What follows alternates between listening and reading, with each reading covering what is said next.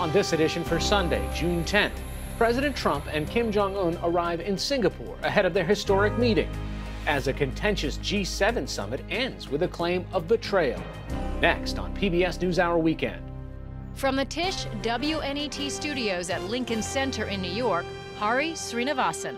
Good evening and thanks for joining us. President Donald Trump and North Korean leader Kim Jong-un are now in Singapore, just hours away from their historic meeting.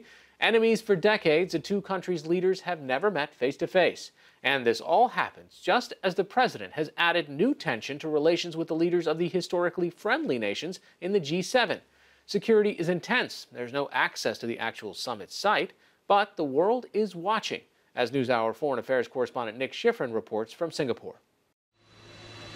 Tonight, President Trump landed in Singapore's humidity, hoping to replace the frostiness of the G7 meeting by making history with one of the world's most isolated dictators. A few hours earlier, Kim Jong-un's black bulletproof limo escorted him through the shut-down streets of this city-state. Amid a media frenzy, Kim Jong-un arrived in his downtown Singapore hotel with a massive convoy. Kim spent some time overseas when he was younger, but he's never traveled this far as North Korean leader, and he's never traveled while the world was watching. Everywhere Kim went, the tourists and the cameras followed. An evening drive through Singapore with a running escort from a phalanx of bodyguards, and a meeting with Singapore Prime Minister Lee Hsien Loong. 6 months ago, Kim had never met a single foreign leader. He's met a handful just in the last few weeks, which is why many believe, even before the summit begins, Kim has gained his coveted legitimacy. Bob Menendez is the senior Democrat on the Senate Foreign Relations Committee. To the extent that Kim Jong-un has already gone from international pariah to being normalized internationally, you have to say that he's had some success here. The summit will happen here, off the island of Singapore, on the island of Sentosa, known as a tourist playground with giant statues sprouting from theme parks. And at this Sentosa hotel where the summit will take place, only a small sign hinting at the site's critical importance. For the last 25 years, the U.S. and North Korea have alternated negotiations and threats of war over North Korea's nuclear program. They will be met with fire and fury like the world has never seen. The entire United States is within range of our nuclear weapons, and a nuclear button is always on my desk. But during decades of diplomacy, there's never been a meeting between a sitting U.S. president and a North Korean leader. North Korea's also never had a missile that could reach as far into the U.S., or a nuclear weapon as viable or as large as it does today. U.S. officials admit they still don't know whether Kim is willing to give up his nuclear weapons or what the U.S. will have to exchange. Yesterday, President Trump said he would know instantly what would happen and that it was now or never. Kim Jong-un wants to do something great for his people, and he has that opportunity. And he won't have that opportunity again. It's never going to be there again. Also on the table, ending the Korean War 65 years after the armistice. With so much on the line, President Trump has dreamed big, but yesterday tried to lower expectations. But at a minimum, I do believe at least we'll have met each other. We will have seen each other. Hopefully we will have liked each other, and we'll start that process. Which means 36 hours before it begins, the only certainty about this summit is the uncertainty. And Nick Schifrin joins us now from Singapore. Nick, first of all, why Singapore? Hari, in part because nothing else was good enough for both sides. They considered the DPRK, the space between South Korea and North Korea, and that had just held a summit between North Korean leader and South Korean President Moon Jae-in rather. And so that wasn't acceptable. It had to be regional, so they considered Mongolia, which didn't have the infrastructure. Beijing was out of the question for the Americans, and so Singapore is considered neutral. They've had relationships with the North Koreans for over 4 decades, obviously a relationship with the U.S. as well, and it's safe here, Hari. This island often hosts summits. The Secretary of Defense was just here about a week and a half ago, and so both sides felt comfortable coming here. Okay, I know you've been there a little while. What's the security situation like? Well, we can get around pretty easily. We could even go to the island where this summit will take place, which is about kind of a 15-minute drive to the south of us, and we could drive, as you saw in that piece, right up to where Kim Jong-un drove into the hotel. So relatively it's okay today. But everybody is warning that the city will basically be on lockdown whenever the president is moving and whenever Kim Jong-un himself is moving. So we see a lot of security outside the hotels right now. But really the city outside of these little pockets is proceeding normally. Okay, well, what are we likely to see? Obviously, there's a lot of emphasis on the moment when President Trump and Kim Jong-un are in the same room or in the same place speaking or meeting. But before that, after that? So right now, what all the U.S. is saying is that there will be some working groups tomorrow, led by Sung Kim, who's the ambassador to the Philippines, but has been brought into this process because of his long history dealing with the North Koreans. He will meet with his counterpart tomorrow morning, Singapore time. We're probably not going to see that, but at least we know it's happening. Tomorrow afternoon, local time, the U.S. promises some kind of briefing about how things are going, presumably, and a bit of a preview for how Tuesday is going. But Hari, on the list, on the schedule for what's going to happen Tuesday, there's a big TBD on the schedule. We know that the president will meet with Kim Jong-un in the morning, but after that, it is really up to the president and both sides. And that really shows the kind of negotiating that the president intends to do here. We heard him in the last couple days basically say, I'm going to know in the first few seconds what's going to happen. And that reveals a substantive point from the U.S. officials that I talked to. They say if they believe that Kim Jong-un is serious about finally denuclearizing, finally turning the page on 25 years of strategy that the North Koreans have effectively avoided denuclearization. If Kim Jong-un is serious suddenly about that, this summit will proceed and will be seen as a success because the president will allow it to be and they'll go forward. But if they sense that Kim Jong-un isn't as serious or is going to repeat some of the same mistakes from the past, frankly, they say they're prepared to walk out, and that's why it is TBD. U.S. officials admit they simply do not know how this is going to go. Nick, short of total denuclearization, what else could be achieved here? What else is on the table? I think what's on the table is the definition of denuclearization and the definition of peace. So denuclearization, in the last few months, the president, the national security advisor, has come out and say, we want instant denuclearization. We want effectively to put the nuclear weapons on ships and take them out. They have now admitted that that is impossible and simply not feasible. And so they are talking now about how long denuclearization takes and the steps that North Korea has to take in order to prove that it's serious about denuclearization. And then the definition of peace. What does North Korea get in return for that denuclearization, and what stages does that come in? So certainly some of the things that they're going to be talking about, sanctions relief. That is really what North Korea wants, a relief from some of the sanctions that have increased dramatically in the last year. Talking about a long-term normalization, perhaps even an embassy in Pyongyang.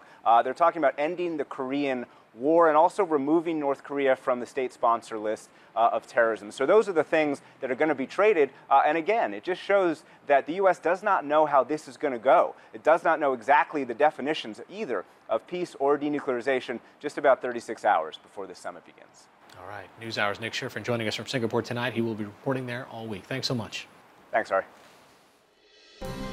Read more about what to expect from the historic meeting between President Donald Trump and Kim Jong-un. Visit pbs.org/newshour. Last night, while flying to Singapore, President Trump diverted attention from his upcoming historic summit, using Twitter to send angry messages about the G7 summit he had just left. Mr. Trump tweeted that he would not endorse a joint communique released at the end of the summit and attacked Canadian Prime Minister Justin Trudeau for being, quote, very dishonest and weak. In a news conference yesterday, the Canadian Prime Minister had just announced that Canada would move forward with retaliatory tariffs in reaction to proposed U.S. tariffs on Canadian steel and aluminum.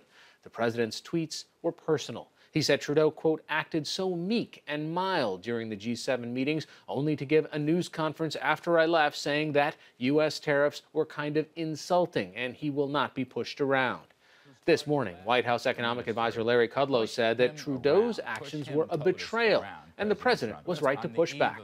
He is not going to permit any show of weakness on the trip to negotiate with North Korea, nor should he. White House trade advisor Peter Navarro added to the attacks, calling Mr. Trump's attendance at the G7 a courtesy and accused the Canadian Prime Minister of acting in, quote, bad faith. Chris, there's a special place in hell for any foreign leader that engages in bad faith diplomacy with President Donald J. Trump and then tries to stab him in the back on the way out the door. Senators from both parties weighed in on Mr. Trump's decision. Republican Senator John McCain tweeted, "To our allies, bipartisan majorities of Americans remain pro-free trade, pro-globalization, and supportive of alliances based on 70 years of shared values. Americans stand with you, even if our president doesn't." Democratic Senator Dianne Feinstein also criticized the decision not to endorse the G7 agreement. And it seems to me not to sign a statement of solidarity, which stands for everything that we stand for, is a big mistake. Joining us now to unravel this rapid turn of international events is Washington Post reporter Damian Paletta. Damian, we don't usually talk about the day after a G5, G6, G7, G8 summit as such a controversial or newsworthy event, but where are things now? Last night, at the end of the program, I said there was a communique, all of the countries agreed to it, but that's not the case anymore. No, as a matter of fact, I mean, this is really a huge international incident. We had the President of the United States agree with 6 other, leading economies to this joint statement about trade and free trade. And then the President got on Air Force One to fly to Singapore for his North Korea meeting, saw some comments that the Canadian Prime Minister made, Justin Trudeau, where he essentially said, we're not going to be pushed around by the United States. And then Trump was irate and withdrew from the communique. Now, practically, it doesn't really matter. It's just a piece of paper. But symbolically, it's incredibly significant. And I think we're seeing a real unraveling of the U.S.'s relationship with some of its closest allies as these countries really start to stand up to the president. Let's put this in sort of concrete terms. The United States has a huge group of consumers that rely on goods and services from all over the world. And obviously these countries rely on our consumers to make sure that they're selling. But what happens in practical terms in a trade war or a situation where these other major countries decide to have more restrictive policies on our products? The most practical way is 2 ways. First of all, prices on virtually everything that American consumers buy, up and down the food chain, from the lowest income Americans to the wealthiest Americans, those prices will go up. Because if the things are not created in the United States, they're going to be incredibly expensive based on the tariffs that must be paid when they're brought into the United States. So costs on cars, electronics, even some food, coffee, everything that's part of your daily life, those costs will go up. And secondly, it would have a huge impact on American jobs. If other countries just stop importing the things that are produced in the United States, that means those companies will have less revenue, they'll lay off workers, then it'll snowball, and we could quickly see this become a huge Great Recession if these things escalate even further. And what's amazing is this is not the United States and China squaring off, or the United States and another adversary. These are the United States and the biggest trading partners, the European Union and Canada. And so, how this goes is really hard to see, but it's going in a bad direction. All right, the president yesterday had very different types of options on the table. On the one hand, he said to people, listen, how about the possibility of a completely free trade zone between all of our countries? And then on the other hand, he was saying, if we can't work these things out, we're just going to stop trading altogether. Exactly. And I think that's one of the reasons that, our allies, the U.S. allies, feel so kind of confused and they have whiplash, because the president, on the one hand, is proposing the most free trade policy of all time, which is essentially no tariffs. We just trade back and forth with one another, and we sell our goods to your country, you sell your goods to this country with no tariff.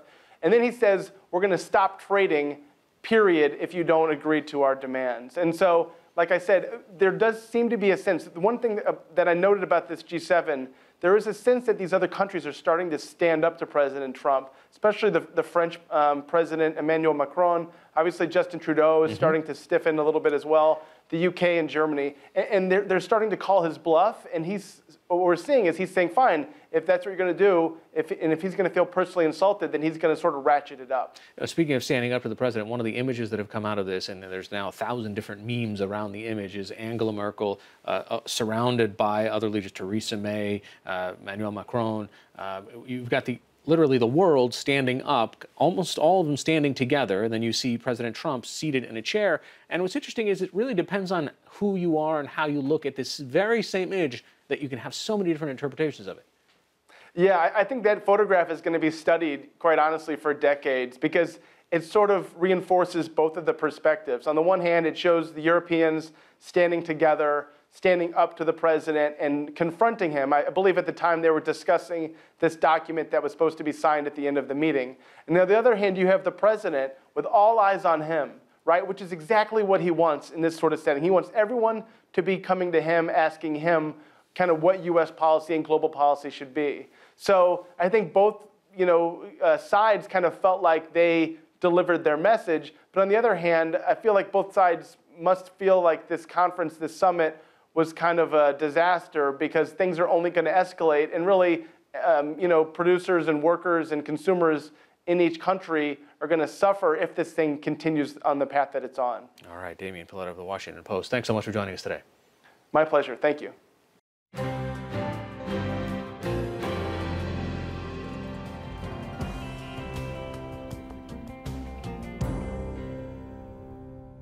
The Trump administration is facing lawsuits and criticism for adding a question about citizenship to the upcoming 2020 census. Opponents say it will discourage non-citizens from participating and also reduce government funding in areas with large non-citizen populations who are not counted. The Justice Department says the data is needed to help enforce the Voting Rights Act. And the Commerce Department, which oversees the census, recently released more than 1,000 pages of documents about its decision to include the citizenship question.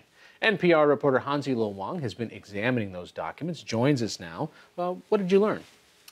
Well, we learned that there was an internal memo put out by the Census Bureau for Commerce Secretary Wilbur Ross that he looked over before he made his decision. And in this memo, Census Bureau officials warned that adding a citizenship question would be costly. They estimated that it could increase the cost of the 2020 census by at least $27.5 million. The concern here is that non-citizens, seeing that this question is appearing on the census form for the first time for all households since 1950, and also in this current climate of increased immigration enforcement and a rise of anti-immigrant rhetoric on the Trump administration, that all of this would really discourage non-citizens from participating, and so therefore more money would be needed, more efforts would be needed from the Census Bureau to make sure every person is counted in the country as the Constitution requires. So besides the cost, this is the chief scientist that's in the Census Bureau, were they concerned about the accuracy of it or the quality?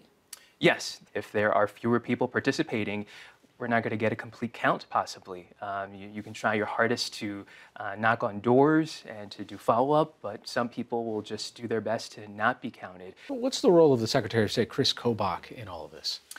Well, what was interesting is that there were emails that he sent to Commerce Secretary Wilbur Ross that was included in these documents. These were emails that were sent in July of 2017. And he said he was directed by Steve Bannon, the former White House strategist, to speak with Commerce Secretary Wilbur Ross about a citizenship question on the census. And this is months before the Justice Department put in a formal request to the Census Bureau to get this question added for the Voting Rights Act, the Justice Department says. So this is the Kansas Secretary of State. He makes these requests, but the Justice Department and the Commerce Department have given different reasons. They didn't say that this was part of their thinking. The Commerce Department says they are responding to the Justice Department's request. Right. And the Justice Department is saying we need this for the Voting Rights Act, and we need it to better enforce Section 2 of the Voting Rights Act, which has provisions against racial discrimination, and they need better data on voting-age citizens. And ever since the Voting Rights Act has been enacted, since 1965, they've used estimates of U.S. citizens based on smaller Census Bureau surveys, which only go out to a sample of households. And so they need better data, is what the Justice Department says. But looking at these emails, Chris Kobach does not mention the Voting Rights Act, and certainly he's referencing a phone call that he had with Secretary Wilbur Ross. It appears in the early days of the Trump administration. It's unclear exactly the extent of their phone call. I reached out to the Commerce Department to get more details. They wouldn't provide any details. And this email really should be considered, they said, as part of what Wilbur Ross looked at. Are there other ways that the Census Department is trying to figure out who's a citizen and not a citizen besides just this question? There is. Right now, they are looking into getting access to federal data sets from the Social Security Administration, from the State Department, specifically visa and passport data, as well as from the USCIS to look at the naturalization data.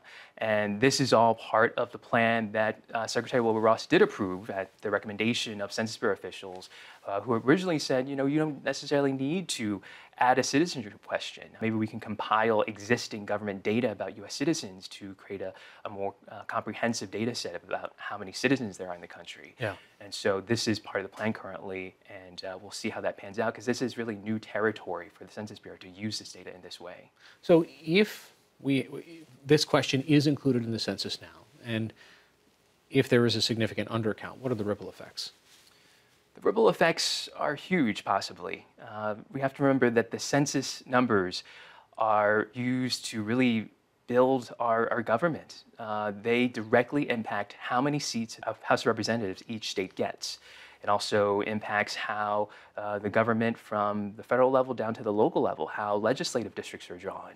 And again, the federal dollars, how that $800 billion a year estimated is distributed. And that directly impacts which highways get repaired, which roads get built, how school districts decide where to build new schools, and where businesses decide where to build new supermarkets. A lot of it is dependent upon these census numbers. All right, Hansi Long Wang of NPR, thanks so much. Thank you.